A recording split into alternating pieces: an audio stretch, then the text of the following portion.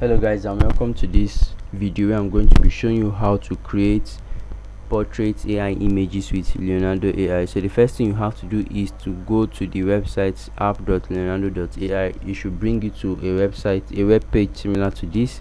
All you have to do is click on the image section and it will take you to a page like this. Now at this point you just have to click on the model or preset button on the top left corner of the screen.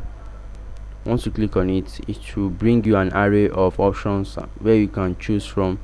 Now you have to just choose on the portrait perfect model, and for the style we can choose any of our choice. We can choose the portrait bokeh option, the portrait cinematic option, or the portrait close-up option, or you can scroll down and choose the modi film or retro option depending on what we want to use it for.